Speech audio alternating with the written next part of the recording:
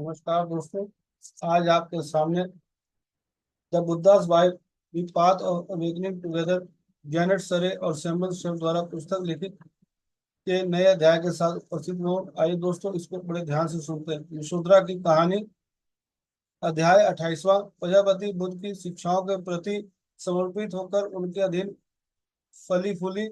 उन्होंने उन्हें पूरी तरह से अपनाया। वह और यशोधरा तथा बुद्ध के संग की अन्य भिक्षु से अलग अपने शिविर में रहती थी। उनके बीच बहुत कम संपर्क थी, और जब बुद्ध शिक्षाएं देते थे तो भिक्षुनियां एक अलग समूह में बैठती थी। चन्ना ने उन्हें छोड़ दिया था और अपनी पत्नी और बच्चों के साथ रहने के लिए महल में लौट आए थे। प्रजापति की एक पूजनीय बुजुर्ग के रूप में बढ़ती प्रतिष्ठा, उनके दयालु स्वभाव और सार्वजनिक समारोह में उनके बुद्धिमान धर्म भाषणों के माध्यम से अन्य महिलाएं बुद्ध के संगम में भिक्षुनी बनने के लिए आकर्षित हुई, और उन्हें वहां समर्थन मिला।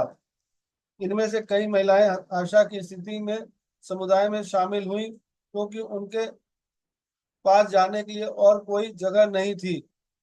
यशोधरा ने उनमें अपनी कहानी देखी और याद किया कि कैसे प्रजापति उनके पास आए थे और उन्हें पवित्र करुणा चक्र और सही संबंध के मार्ग पर विकसित करने के दौरान उनका पालन पोषण किया। बुद्ध की बातें सुनकर अन्य महिलाएं समुदाय की ओर आकर्षित हुईं और अपने पतियों और परिवार से आगे बढ़ने के लिए और पवित्र जीवन जीने की अनुमति प्राप्त करने के लिए हर संभव प्रयास किया। फिर भी यशोधरा बुद्ध की शिक्षाओं को पूरी तरह से अपनाने से पीछे हट गई। वह उनके जागृत व्यक्ति के रूप में सभी से ऊपर एक ऊंचे मंच पर बैठने का असहज महसूस करती थी।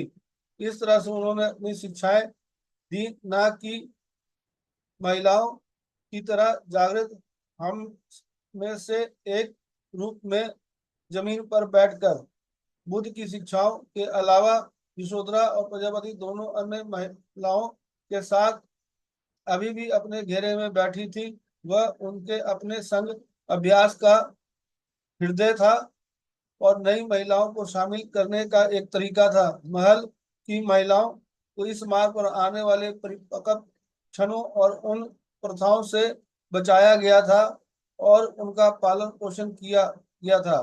जो मदद करती थी वह अब भी जारी रख रही थी, जिसने उन्हें ठीक किया था। महिलाओं को शिक्षा और ज्ञान प्रदान करते हुए जैसे ही वे प्रवेश करती थी, इस नई महिलाओं को शामिल करने के लिए घेरे का विस्तार हुआ। यशोधरा और अन्य लोग पास के गांवों और कस्बों में एक साथ आगे बढ़ते रहे।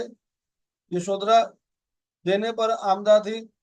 ये महिलाएं दैनिक जीवन की पीड़ा और गृह जीवन के दमन किए बोझ से मुक्ति के साथ साथ अत्यंत विषम परिस्थितियों में रहने वालों के लिए शरण स्थल भी है। प्रजापति ने बुद्ध की भिक्षुनियों के मठवासी संघ पर अधिक ध्यान केंद्रित किया। भिक्षुनियां भिक्षु से बिल्कुल अलग रहती थी, सिवाय विनय के अनुसार महिला समुदाय की देख रेख के, जो कि आदेश के नियम है। कभी कभी वे बुद्ध के संघ के साथ यात्रा करती थी और कभी कभी पीछे रहकर नई महिलाओं को संघ में शामिल करती थी।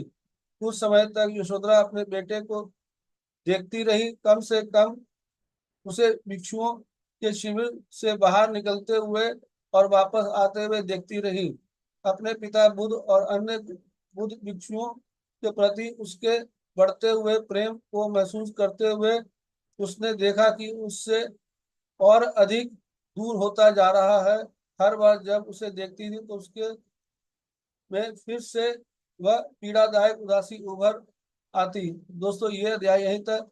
फिर कल आपके साथ इसके अगले कर्म के साथ आपके साथ उपस्थित होऊंगा। धन्यवाद। Thank you.